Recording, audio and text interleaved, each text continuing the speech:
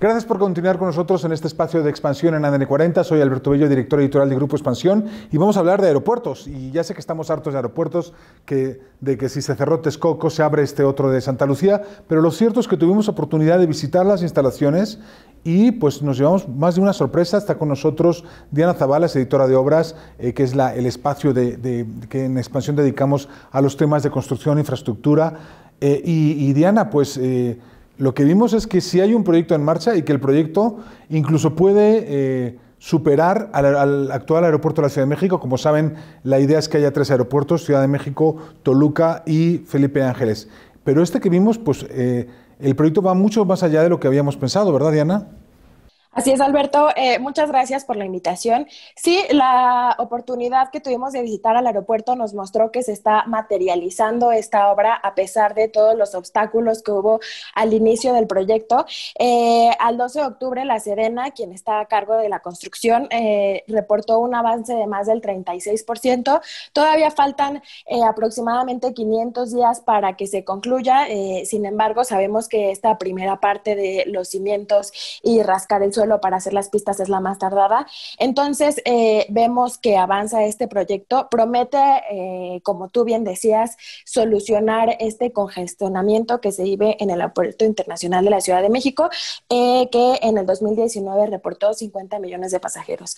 Esta primera etapa del Aeropuerto Santa Lucía podría atender a aproximadamente 19 pasajeros, pero también hay que mencionar que se espera que su desarrollo total termine en 2052, en donde va a atender a más de 100 millones.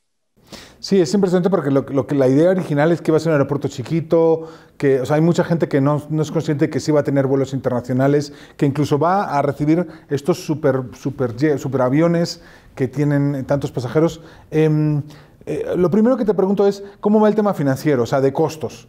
Es un aeropuerto, el gobierno canceló el aeropuerto anterior por decir que era muy caro. ¿Cómo está costando esto y cómo va el avance del proyecto financiero?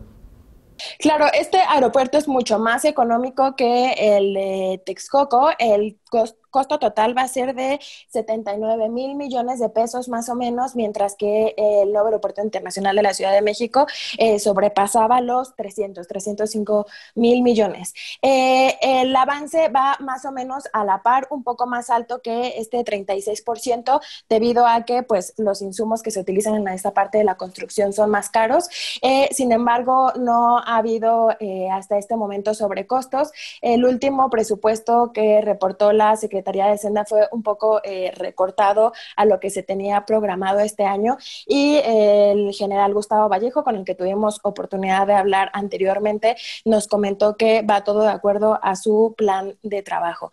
Se han economizado muchos costos, principalmente porque la excavación para hacer las pistas es mucho menor a la de Texcoco. De aquí es de 4 metros, en Texcoco era de aproximadamente 30, para poder encontrar un material que estabilizara las pistas, y también porque se está utilizando el material que estaba destinado para el Naim. Grava, acero, etcétera, se está trasladando y está resultando el metro cúbico, por ejemplo, en grava en 250 pesos, cuando al extraerlo de las minas, que están a un lado de Santa Lucía, sale en 300 pesos. Entonces, estos dos factores han hecho que se registre un ahorro, según la presidenta Andrés Manuel López Obrador, de aproximadamente 100,000 millones de pesos. Uno de los temas más sorprendentes de la visita, no sé si estás de acuerdo conmigo, es pues conocer a los ingenieros militares que son los que están llevando este proyecto.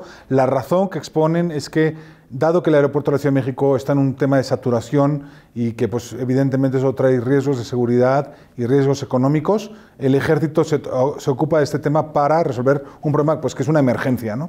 Esa es la razón por la que se le dio al ejército esta obra.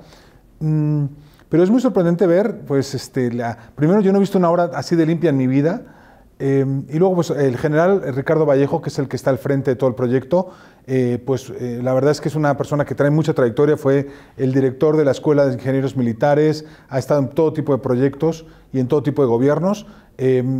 Muy interesante el papel de los ingenieros, ¿no? ¿Cómo lo viste tú, que también, que por tu trabajo visitas muchas obras y muchas instalaciones?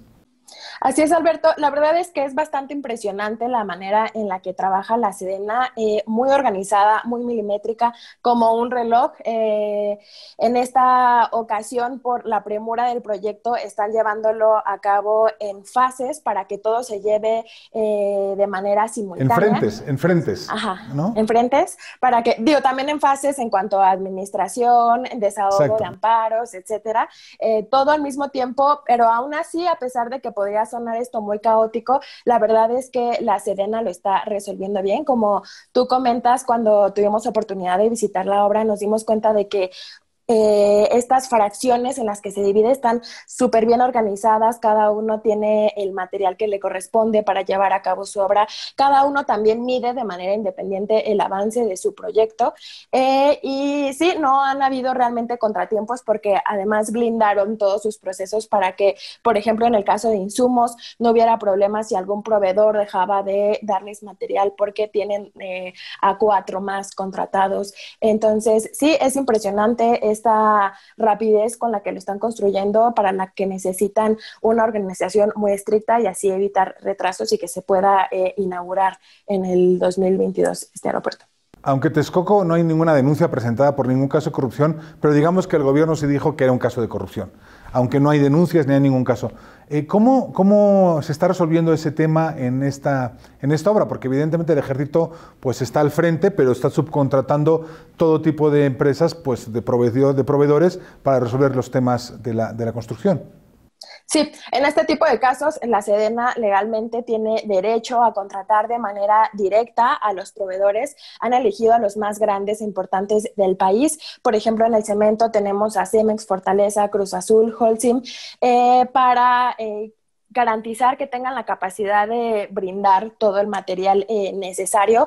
No hay mucha transparencia en el caso de los contratos, porque te digo, al ser una obra de emergencia nacional y por parte de la Sedena, todavía no hay tanto acceso. Sin embargo, el general Gustavo Vallejo, también durante las presentaciones semanales que hace del avance, ha sido bastante transparente sobre cómo se lleva a cabo estas contrataciones, y se realiza una negociación directa con las empresas para garantizar precios económicos y cumplir con esta promesa del gobierno de hacer un aeropuerto con mucho ahorro, con la menor cantidad de recursos posibles. ¿Qué sabemos de las aerolíneas? Porque se supone que un aeropuerto funciona desde el momento en que una aerolínea lo considera su hub o su centro de operaciones.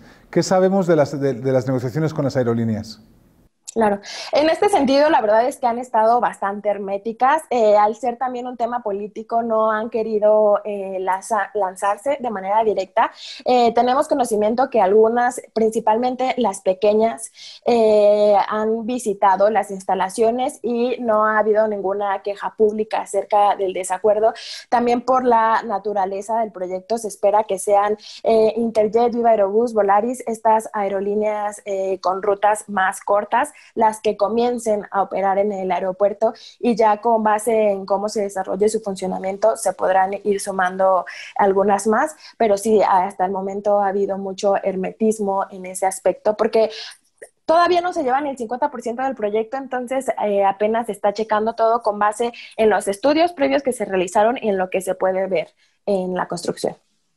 Oye, un tema también se decía, el tema de la loma famosa, ¿no? Pero lo que vimos, y eso sí se lo digo a la audiencia, lo que hizo el ejército fue agarrar el proyecto original, romperlo y crear un proyecto nuevo con unas pistas en otro lugar, como que rehicieron el proyecto para que tenga el tamaño y la ambición que tiene porque como decimos, pues va a ser mucho mayor al aeropuerto actual de la Ciudad de México allá por el año 2050, hay espacio para una nueva terminal, se adquirieron terrenos para rebasar un poco el perímetro original del proyecto, pero ¿qué tanto vamos a tener, cómo va a convivir este aeropuerto con el resto de aeropuertos? Pues este aeropuerto se va a coordinar con el aeropuerto de la Ciudad de México y con el aeropuerto de Toluca. Va a haber un nuevo sistema que va a permitir que todas estas operaciones se puedan llevar a cabo de manera simultánea y sin problemas, sin accidentes. En el caso del aeropuerto de Santa Lucía, se promete que la operación aérea va a ser muy sencilla. Con esto que me comentas de la modificación del plan de Riobó, se logró establecer pistas categoría 3B, que quiere decir que los despegues y aterrizajes van a ser muy sencillos. Sí, es verdad, que con niebla cerrada, que van a poder aterrizar los aviones con niebla cerrada, ¿verdad? Sí, y de hecho en la clasificación menciona que en automática prácticamente son muy pocas este tipo de pistas alrededor del mundo. Y se dejó a un lado el obstáculo de Cerro Paula y de la Sierra de Guadalupe, que en el primer plan la verdad es que del lado este y oeste obstruían muchísimo estas operaciones. Ya no está. En cuanto a lo que me comentabas al principio de cómo van a convivir estos tres aeropuertos, se tiene el sistema, sin embargo aún no han comenzado las operaciones y no se ha probado, pero bueno, en cuanto a teoría no debería haber ningún problema. Y también se está llevando a cabo proyectos de coordinación a nivel tierra para poder conectar a los tres terminales. Sí, uno de los grandes temores, bueno, tú y yo tardamos, ¿qué? 35 minutos en llegar al aeropuerto, pero bueno, estamos en un caso de COVID, el aeropuerto está pues saliendo por la carretera de Pachuca, ¿no? hacia Pachuca, pues un tema es la conectividad. En el caso de que ya tengamos tráfico completo, pues es una autopista que tiene mucha carga de tráfico. ¿Qué proyectos hay para conectarlo? ¿Hay proyectos de transporte público, proyectos de construcción de nuevos carriles para la autopista? ¿Cómo viene todo ese proyecto? Sí, estos proyectos están a cargo de la Secretaría de Comunicaciones y Transportes, del Gobierno de la Ciudad de México y del Estado de México. Se tienen consideradas varias vías en transporte público y también rehabilitar algunas para vehículos en transporte público. La más efectiva será el tren suburbano, que hará una estación que llegue a Santa Lucía y partirá de Buenavista, me parece. Aún no se tienen realmente avances porque de hecho tiene pocas semanas en que se estaban delineando cuáles iban a ser las vías y las rutas. También se está reforzando el tren México-Toluca, que se van a reanudar las operaciones, como tú bien sabes, y este también servirá como soporte para la conectividad. Y sí, esos son los proyectos que se tienen hasta el momento. Como te digo, no se han reportado grandes avances ni rutas definitivas, solamente sabemos que se va a modificar Zaragoza para encontrar una salida más directa hacia el aeropuerto, pero eso es la información que se tiene hasta el momento. Pues muchas gracias, Diana Zavala, editora de Obras en Expansión. Pues como ven, buenas noticias. Esperamos tener muchas de estas aquí en este espacio de Expansión en ADN 40. Soy Alberto Bello, director editorial de Expansión. Nos vemos los domingos a las 7 de la noche. Gracias por acompañarnos.